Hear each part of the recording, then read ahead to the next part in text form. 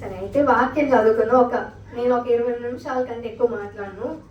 మీకు గిఫ్ట్స్ కూడా ఇచ్చేసి వెంటనే ఎంతమందికి గిఫ్ట్స్ తీసుకొని వెళ్ళిపోవాలని ఉందా? ఎవరికైనా త్వరగా వెళ్ళిపోతే బాగా అనిపిస్తుందా? నిజంగా కనుక మీరు కనుక హృదయపూర్వకంగా దేవుని ఆరాధిస్తే ఇంకా టైం స్పెండ్ చేయాలనిపించింది. ఎందుకంటే ఈ డేస్లో మీరందరూ యాక్చువల్లీ నేను చాలా హ్యాపీగా ఫీల్ అవుతున్నాను. మీకంటే ఏమో కానీ మీరు ప్రైజెస్ తీసుకోవడానికి ఇక్కడికి వస్తుంటే మా వాళ్ళు మీకు కాల్ చేశారు కదా, మా టీం వాళ్ళు ఎక్కువ హ్యాపీ ఫీల్ అయ్యారు. మా వీడియో క్లిప్స్ కూడా ఉన్నాయి.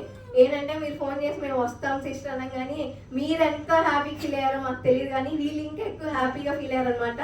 మా ఒక ఆవిడైతే డ్యాన్స్ కూడా వేసినాయి, వాళ్ళు వస్తా ఉన్నారు, ఇంతమంది వస్తారని చెప్పి. కాబట్టి మీరు ఎంతైతే ఇక్కడ హ్యాపీగా ఉన్నారో మీకు ప్రైజెస్ కొన్నందుకు మేము కూడా చాలా హ్యాపీగా ఉన్నాం. కాబట్టి అంతే హ్యాపీగా దేవుని మాటలు విన్నాం. ఎందుకు నేను ఇప్పుడు ఏం చెప్తా అంటే, మనలో చాలా మంది ఒక విషయాన్ని నెగ్లెక్ట్ చేస్తాం. ఏంటంటే బైబుల్ చదవడం. మీరు అనుకోవచ్చు మేము అందరూ ఇక్కడ బైబుల్ చదివే ఇక్కడ ముందు వచ్చాము, ర్యాంక్లో సెలెక్ట్ అయ్యాము, మాకు ఇంకేం అక్కర్లేదు బైబుల్ గురించే చెప్పడం అని. కానీ నిజానికి ఇప్పుడు నేను హ్యాండ్ రైజ్ చేయమని చెప్పను, కానీ మీరు అందరూ సెలెక్ట్ అయ్యారు కదా. 500 మెంబర్స్లో టాప్ 25 ఇచ్చామన్నమాట ప్రైజెస్. మీలో లోక సంబంధమైనవి నాలో ఏది కూడా లేదు. నేను లోకస్తులాగా ఎక్కడికి వెళ్ళట్లేదు, ఏ మాటలు మాట్లాడలేదు. మీరు బూతులు మాట్లాడచ్చు, లేకపోతే వాళ్ళకి అసూయ ఉండొచ్చు, లేకపోతే మీరు కూడా ఎక్కడో కొన్ని చోట్లకి సినిమాలకి వెళ్ళొచ్చు. మా టీంలో కూడా ఒకసారి ఏం జరిగిందంటే, ఒక అమ్మాయి మాకు తెలియకుండా మూవీకి వెళ్ళింది అనమాట. అది మాకు చెప్పలేదు, నేను తిడతానని.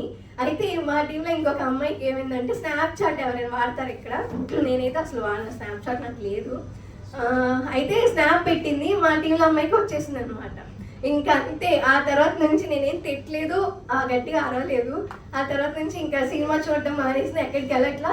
వాళ్ళ ఇంట్లో వాళ్ళ చెల్లి వాళ్ళ పేరెంట్స్ కూడా సాక్ష్యం చెప్తారు ఏంటంటే, మా అమ్మాయి అప్పటి నుంచి సినిమాస్ చూడట్లేదని. ఎందుకు చెప్తానంటే, ఇది మనము లోకానికి సంబంధమైన మనం దేవుని బైబిల్ చదువుతా కూడా, మనం పరిచర్యలో ఉంటా కూడా మనం చేయొచ్చు. ఒక్కొక్కసారి మా ఫ్రెండ్స్ వెళ్తున్నారు, వాళ్ళని పిలుస్తున్నారు కదా, నాకు వెళ్ళాలని ఎంతకాలం ఒంటరిగా ఉంటానని చెప్పి మీరు వెళ్ళొచ్చు.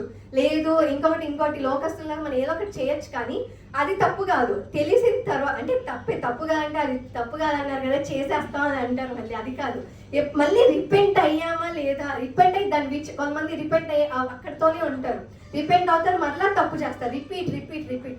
కానీ నేను ఇప్పుడు చెప్తా, ఏ అమ్మాయి అయితే సినిమా చూసి ఆ రోజు నా చేత కొంచెం అనిపించుకుందో, ఆ అమ్మాయి ఇప్పుడు మా టీంలో అందరికంటే ఎక్కువ బాగా ముందుందనమాట.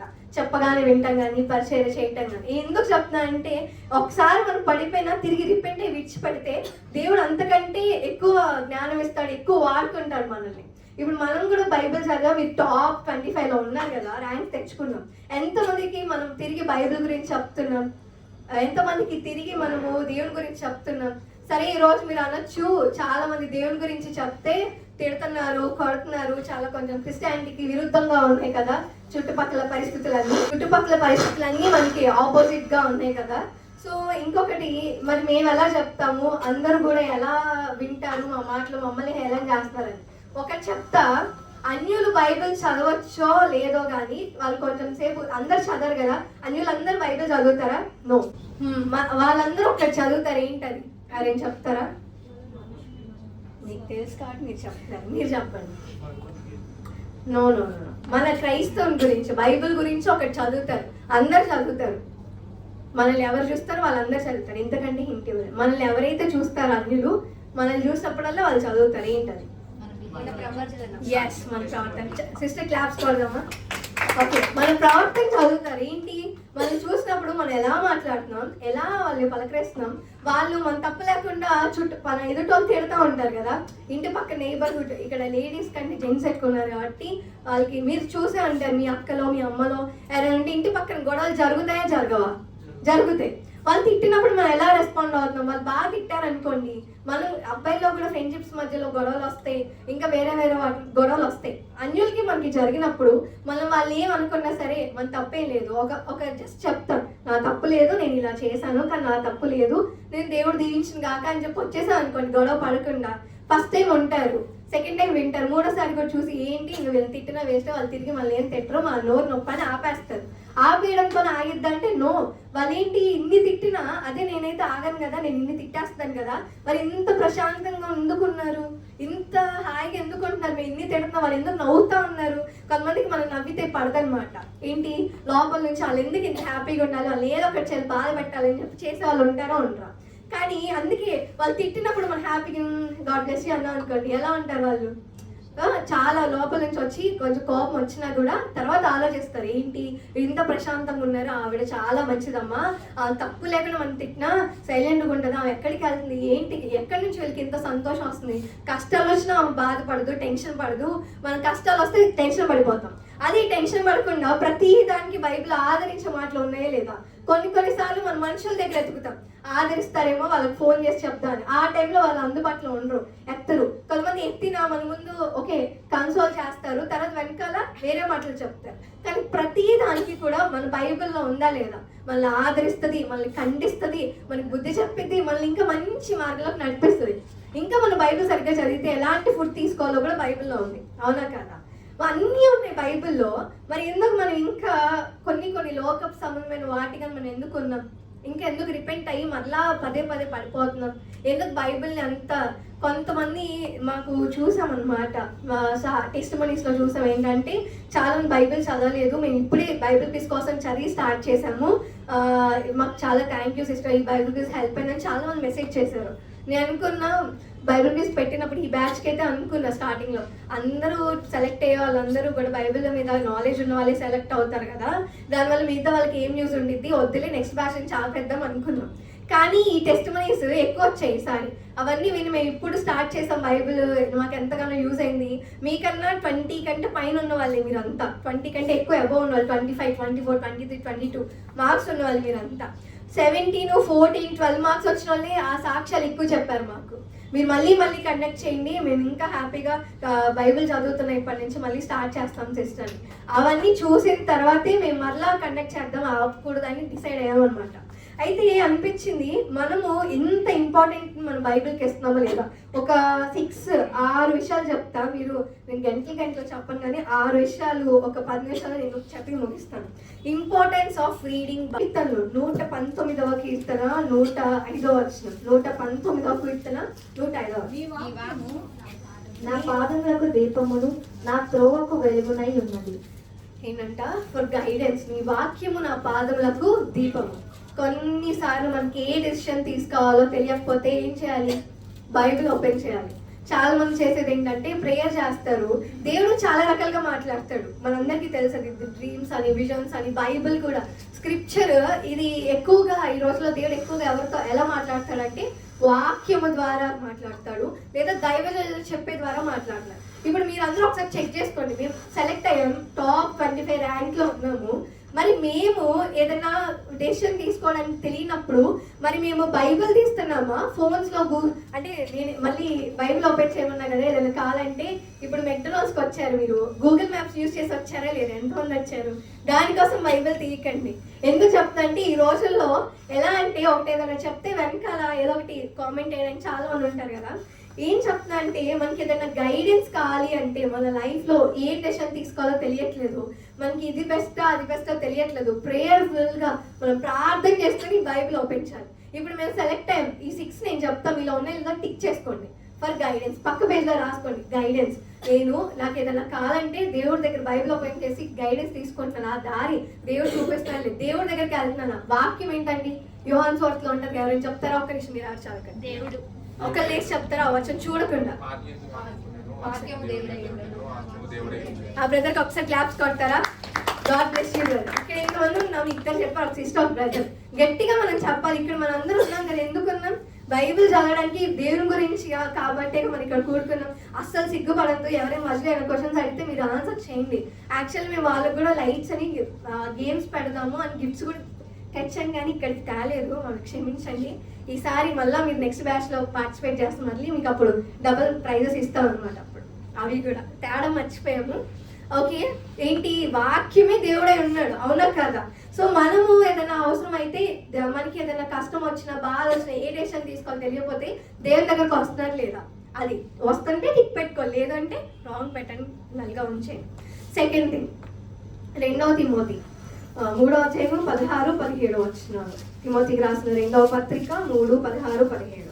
దైవజనుడు సన్నద్ధుడై ప్రతి సత్కార్యమునకు పూర్ణముగా సిద్ధపడి ఉన్నట్లు దైవ వేషము వలన కలిగిన ప్రతి లేఖనము ఉద్దేశించుటకును, ఖండించుటకును, తప్పుదిద్దుటకును, నీతి యందు శిక్ష చేయుటకును ప్రయోజనకరమై ఉన్నది. ఎన్ని థింగ్స్ ఉన్నాయి? సరి చేయుటకును, ఒకసారి చదువు.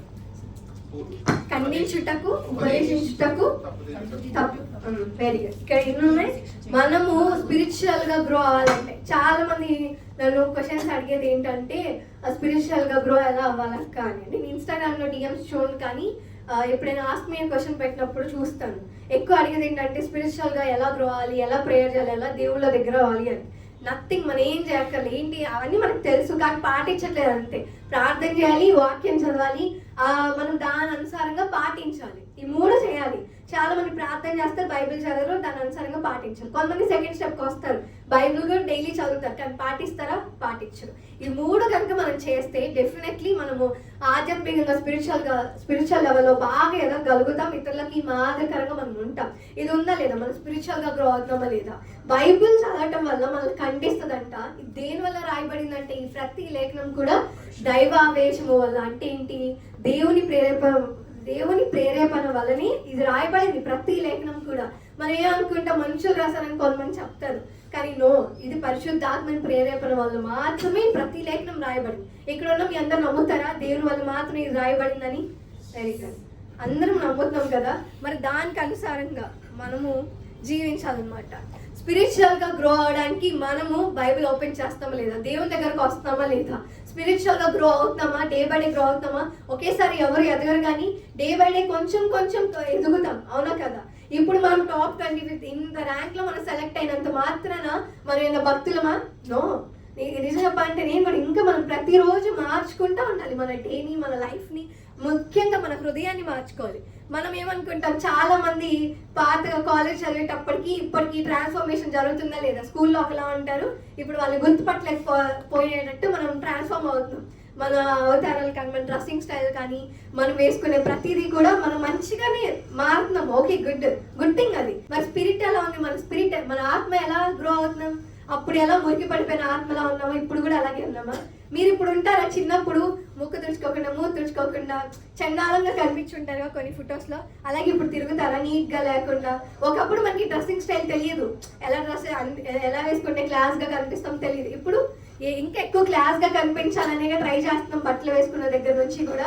మరి మన స్పిరిట్ ఎలా ఉంది? ఇంకా మురికి పడిపోయిందా? చిన్నప్పుడు ఎలా అయితే మన బాడీ ఉందో ఇప్పుడు మనం అలా ఉంటున్నామా? మనం ఎదుగుతున్నామా? మన స్పిరిట్ నూతనంగా ఉందా? మనకు తెలియదు, కానీ మనం ఎంతైతే దేవుళ్ళలో ఉంటామో అంత వెలుగు మన ముఖంలో కనిపిస్తే మన స్పిరిట్ అంత వెలుగుతూ ఉంటుంది, మన ఆత్మ. కాబట్టి మన ఆత్మ మనం చనిపోతే చక్కగా శరీరానికి అండి చక్కగా భూమిలో పడుకుంటుంది, కలిసిపోద్ది మట్టిలో. కానీ మనము ఆత్మ ఎక్కడికి వెళ్తుంది? దేవుని యొక్కకన్నా వెళ్ళా, నరకానికన్నా పోవాలి. అదే కదా పాపం. ఇక్కడ ఈ లోకంలో తప్పు చేసేదేమో శరీరము, అది చక్కగా నిద్రపోతుంది, మట్టిలో కలిసిపోద్ది. ఆత్మ తప్పు చేయదు, అది మాత్రం వెళ్ళి యుగాలు అక్కడ కాలిపోతా ఉంటారు నరకంలో. అవునా కాదా? ఏంటి పని చేసేది ఒకటైతే శిక్ష ఒకదానికి అన్నట్టు. అంటే ఎందుకు చెప్తున్నా అంటే ఫన్నీ వేలో మనకి మన ఆత్మ నశించిపోతుంది. ఈ శరీరం కోసము ఈ శరీరాన్ని మనం సుఖపెట్టామనుకోండి, నశించిపోయేది ఏంటి? మన ఆత్మ. అప్పుడు మనకు నొప్పి తెలుస్తుందా లేదా? నరకంలో పడితే అబ్బో భరించలేనంత నొప్పి. ఈ రోజుల్లో మనం ఏదైనా పిన్నిస్ గుచ్చుకుంటేనే అమ్మా నిప్పి అని అరుస్తాం కదా. మరి అక్కడ యుగాలు మనము నరకంలో కాలబడాలి అంటే ఎంత కష్టము. కాబట్టి ఈ సెకండ్ పాయింట్ మీరు టిక్ చేసుకోండి. మేము స్పిరిచువల్ గా డే బై డే గ్రో అవుతున్నామా లేదా? బైబిల్ ఓపెన్ చేస్తామా? మనం ఏదైనా తప్పు చేస్తాం అనుకోండి, బైబిల్ ఓపెన్ చేసి మనల్ని మనం రిఫ్లెక్ట్, మన మిర్రర్ లాంటిది. స్పిరిట్ కి ఒక మిర్రర్ ఏంటి? బైబిల్. వాక్యం కదా. మన స్పిరిట్ మిర్రర్ ఏంటి? నెక్స్ట్ క్విజ్ లో ఇవ్వచ్చు ఈ క్వశ్చన్, గుర్తుపెట్టుకోండి. మన స్పిరిట్ కి మిర్రర్ ఏంటి? వాక్యము. ఈ వాక్యాన్ని మనం ఓపెన్ చేస్తున్నాం, మనం ఎలా ఉన్నాము అని చెప్పి. చాలా మంది ఒకటి అంటారు, నిద్రపోయే ముందు ఈ లోకంలో ఒకటి అంటారు, కూర్చొని ఈరోజు తప్పు చేసామా మంచి చేసామా అని కూర్చొని ఆలోచించుకోండి అంటారు కదా. కానీ అలా ఆలోచించడం మంచిదే, కానీ కొన్నిసార్లు మనం చేసేది మనకు కరెక్ట్ అనిపించి దాన్ని తప్పు కిందకి వేయం మనం. అవునా కదా? ఎందుకంటే మనం ఆలోచిస్తాం కదా. అదే బైబిల్ ఓపెన్ చేస్తే ఖచ్చితంగా గుచ్చినట్టు చెప్తుంది, నువ్వు ఇది తప్పు చేసావు అని. కాబట్టి వెతకాల్సిన నిద్రపోయే ముందు బైబిల్ చదవండి, మార్నింగ్ లేవగానే బైబిల్ చదివి మీ డేని స్టార్ట్ చేయండి. ఇది సెకండ్ పాయింట్. థర్డ్ పాయింట్ చూద్దాం. మత్తయి సువార్త 4వ అధ్యాయం 4వ వచనం. ఒక్క నిమిషం, ఎవరు ఓపెన్ చేయగలరు? ఎవరికైనా తెలిసి ఈ వాక్యం? ఓకే, సిస్టర్ ఒకసారి చెప్పండి. ఏంటంట? మనుషుడు రొట్టె వల్ల మాత్రము కాదు కానీ ప్రతి మాట వల్ల. దేవుడి నుండి వచ్చిన మాట ఏంటి? ఈ బైబిలేగా. ఇప్పుడేగా మనం చదువుకున్నాం, పరిశుద్ధాత్మని ప్రేరేపణ వల్లే బైబిల్లో ప్రతి లేఖనం కూడా రాయబడి ఉంది, అవునా కదా?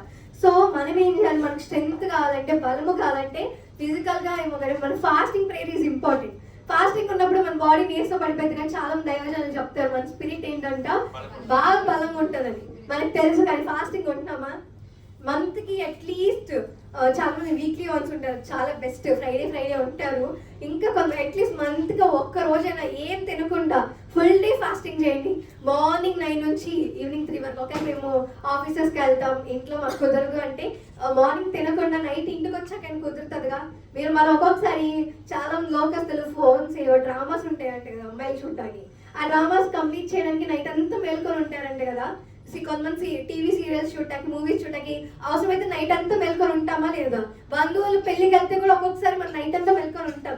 కానీ మంత్కి ఒకసారి మీరు ఫాస్టింగ్ ఉండి, మీరు ఆఫీస్కి వెళ్తాం మాకు డే కుదరదంటే నైట్ అంతా ప్రేయర్ చేసుకోండి. మార్నింగ్ 5 దాకా, నైట్ 9కి స్టార్ట్ చేసి 5 దాకా ఉండండి ఫాస్టింగ్, ప్రేయర్ చేసుకోండి. మార్నింగ్ ఏం తినకుండా. మీరు నీరసం ఉండొచ్చు, కానీ నెక్స్ట్ డే మరలా మన శక్తిని పొందుకోవచ్చా లేదా? బుక్స్ తాగొచ్చు, పొందుకోవచ్చు. కానీ మన స్పిరిట్ గ్రో అవ్వాలంటే ఏం చేయాలి? ఫాస్టింగ్ ఉండి మీరు అలానే ట్రై చేయండి. ఖచ్చితంగా మనం డెఫినెట్లీ ప్రతిరోజు గ్రో అవుతాం. మనకి బలం ఎక్కడి నుంచి వస్తుంది? స్పిరిట్ కి ఇప్పుడే వాక్యం వల్ల వస్తుంది. ఆ వాక్యం మీరు ఫాస్టింగ్ ఉండి వాక్యం ధ్యానించడం, మీరు వాక్యమే చదవండి, నోట్తో పలకండి. వాక్యాన్ని చదువుతూ మీరు నోట్తో పలుకుతా ఉంటే ఏమవుతుంది? మీ బ్రెయిన్ లో, మీ హృదయంలో నోటెడ్ అవుతా ఉంటది. అప్పుడు మీరు ఏదైనా మాట్లాడిన ప్రతి దానికి వాక్యం గుర్తొస్తుంది. అయ్యో ఇది నేను చేయకూడదు కదా, వాక్యానుసారంగా జీవించాలి కదా అని చెప్పి. ఇది థర్డ్ థింగ్. నేను రోజు బలం, నా ఆత్మకి బలాన్ని ఇస్తున్నానా లేదా? మీరు ఇస్తే టిక్ పెట్టుకోండి, లేదు అంటే ఈ రోజు నుంచి మనం స్టార్ట్ చేద్దాం.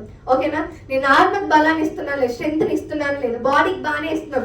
నీరసం ఉంటే ఓఆర్ఎస్ తాగుతాం, ఇంకేం ఫ్రూట్స్ తింటాం, జ్యూస్లు ఇస్తున్నాం. మన ఆత్మ చాలా వీక్ గా ఉంది. మన ఆత్మ వెలిగితే అనేక మంది ఆత్మలను వెలిగింపగలుగుతాం. సో అది థర్డ్. ఫోర్త్ పాయింట్, సామెతల గ్రంథము 2వ అధ్యాయం 6వ వచనం. మీరు అందరూ ర్యాంక్ సెలెక్ట్ అయిన వాళ్ళు ఫాస్ట్ గా ఓపెన్ చేయాలి. యెహోవాయే జ్ఞానమిచ్చువాడు, తెలివియు వివేచనయు ఆయన నోట నుండి వచ్చును. యెహోవాయే జ్ఞానమిచ్చువాడు. మనకి జ్ఞానం కావాలి. ఎవరికైనా ఎంతమంది జ్ఞానం కావాలి? కొంతమందికి వద్దంట. జ్ఞానం కావాలి కదా. మరి జ్ఞానం కావాలన్నప్పుడు ఎక్కడికి రావాలంట? దేవుని దగ్గరకు వస్తే జ్ఞానం ఉంటది. బైబుల్ ఒక వ్యక్తి ఉన్నాడు, చాలా ఈజీ, సొలొమోను. బాబు కృష్ణ అడగకుండా ఆన్సర్ చెప్పాను, మీకు నేనే కొడతాను. అయితే ఏంటి, ఆయనకి జ్ఞానం కావాలని ఎవరిని అడిగాడంట? దేవుడిని అడిగాడు. దేవుడు ఏం చేశాడు అప్పుడు జ్ఞానం అడిగితే? ఐశ్వర్యం, జ్ఞానం ఇచ్చాడు, 2 ఇచ్చాడు. మరి మనమే అడుగుతాం దేవుడిని ఇప్పుడు ఎక్కువ.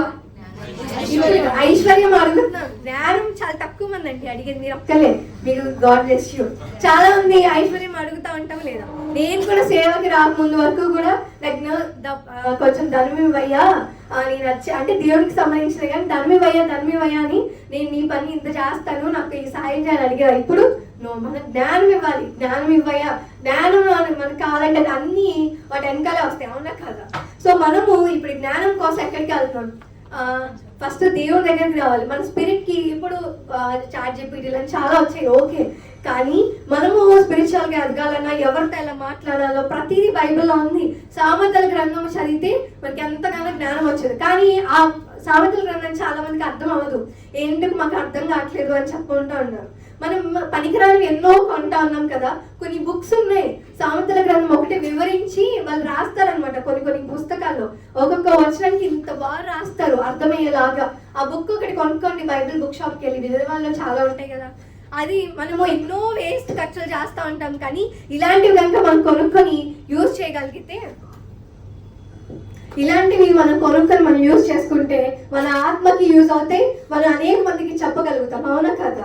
సో మీకు సామెతల గ్రంథం మీకు అర్థం కావట్లేదు అంటే బైబిల్ పెద్ద బుక్ షాప్కి వెళ్ళండి. అక్కడ సామెతల గ్రంథం వివరించి ఒక్కొక్క వర్షానికి ఎక్స్ప్లెయిన్ చేసి రాస్తూ ఉంటారు. అవి మనం చదువుకుంటే మనమే నేర్చుకోవడం కాక అనేక మందికి నేర్పించిన వారం కూడా అవుతాం. అది ఫోర్త్. మనకి జ్ఞానం వస్తుందా? జ్ఞానం కాలం దేవుని దగ్గరకు వస్తున్నారు లేదా? అది మీరు రాసుకోండి. విజ్డమ్ అని పెట్టుకోండి 4th పాయింట్. మేము రాస్తున్నాము దేవుని జ్ఞానం పెంచుకున్నాం. దేవుని జ్ఞానం కూడా ఉంటుంది 4th పాయింట్. ఎంత ఉంది దేవుని జ్ఞానం ఒకసారి చెక్ చేసుకోండి. ఏలయనగా ఓర్పు వలనను లేఖనముల వలని ఆదరణ వలనను మనకు నిరీక్షణ కలుగుటకై పూర్వమందు వ్రాయబడినవన్నీ మనకు బోధ కలుగు నిమిత్తము వ్రాయబడి ఉన్నవి. ఏంటంట నిరీక్షణ, హోప్. చాలా మంది ఏదైనా బాధ వస్తే ఎక్కడికి చూస్తారు? ఫోనే ఓపెన్ చేస్తారు వెంటనే. ఏంటంట ఎవరో ఒకరికి కాల్ చేయడానికి, మా ఫ్రెండ్ అనో పేరెంట్స్ అనో కాల్ చేస్తారు కదా. నో, మీకు బాధ వచ్చినప్పుడు నిరీక్షణ. అసలు నేను సక్సెస్ అవుతాను లేదో నాకు కనిపించట్లేదు, నేను చదువుకుంటున్న వారైతే నేను పాస్ అవుతాను లేదో, నాకు మంచి జాబ్ వస్తుందో లేదో అనుకుంటున్నారేమో. ఎక్కడ దొరుకుతుంది నిరీక్షణ? దేవుడు నిరీక్షణ ఇవ్వడం కంటే మనుషులు ఎవరైనా మాటలు చెప్తే మనకు అంత నిరీక్షణ వస్తుందా? నో. దేవుడి కంటే ఎవరికి మాటలేని చెప్పండి. దైవజనులు మనం చర్చకి వెళ్తాం. ఇప్పుడు నేనైనా ఇక్కడ ఉండి ఎంత చెప్పినా మీకు కొంచెం సేపు హుషారు వస్తుంది, మోటివేట్ గా అనిపిస్తుంది. మళ్ళీ లోకంకి వెళ్ళిపోయిన తర్వాత యాస్టీస్ మామూలే కదా.